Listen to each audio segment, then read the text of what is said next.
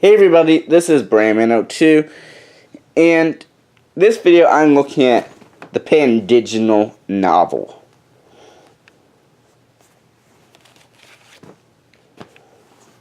Yes, Pan-Digital is back.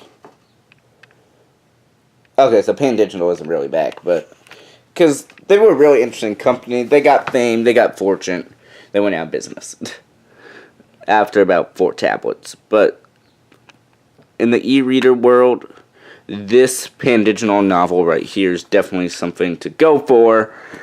It was really interesting because I did not know what Android was back then, and even after using this, I still did not know.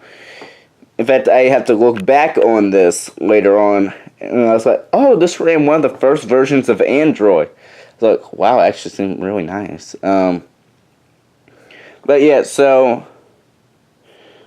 over here, this is the charger right here.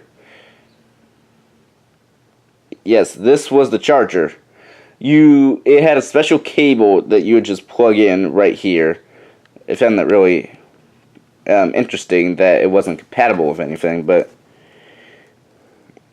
then right here we have the USB, the SD card slot, which I'll come back to in a second, and the on switch, which you turn on by just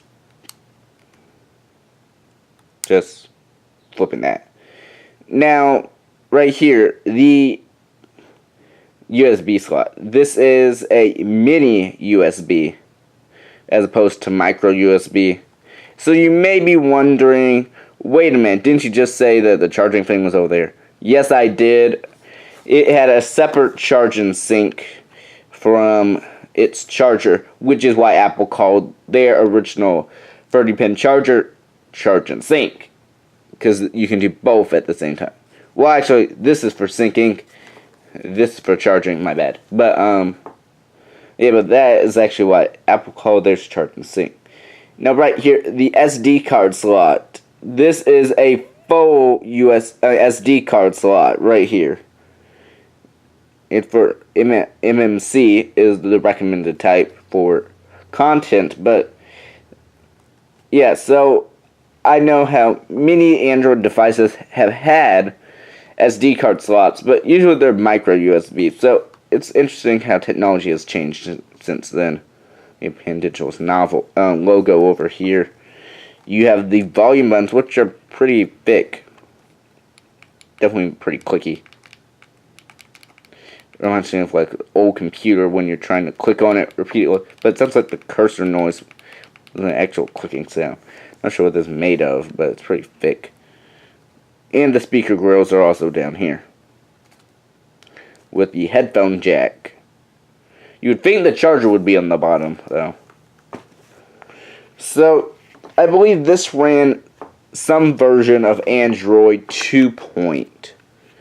I'm not exactly sure which one, so I'm not going to say.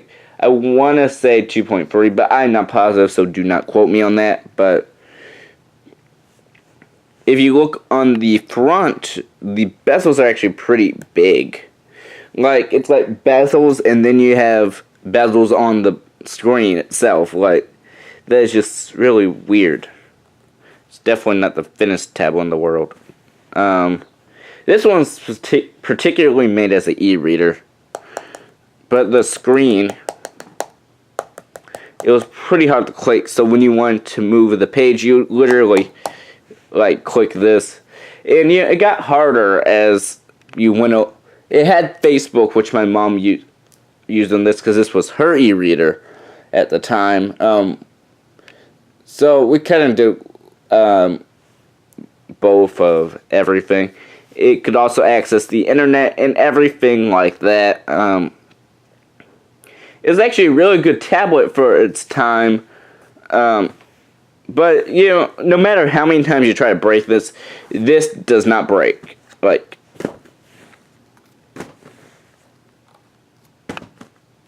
this thing will not break. So, that's definitely something to keep in mind. But, I mean, it was a pretty good experience for its time, but if you were to show this to somebody in about 30 years, when they probably can click on something by just doing this, they were going to do this and be very, very confused, because this thing is definitely not high-tech at all compared to today's standards. But yeah, and I believe this was actually before Android was optimized for tablets, so it's pretty interesting. Pandigital went out of business, and this used the, I believe the Pandigital store, which at some point in time transferred over to the Nook app. So you were able to read the Nook app and communicate with this, despite it not being from Barnes & Noble directly. But yeah, that is it for this video. Thank you for watching. Have a wonderful Thursday.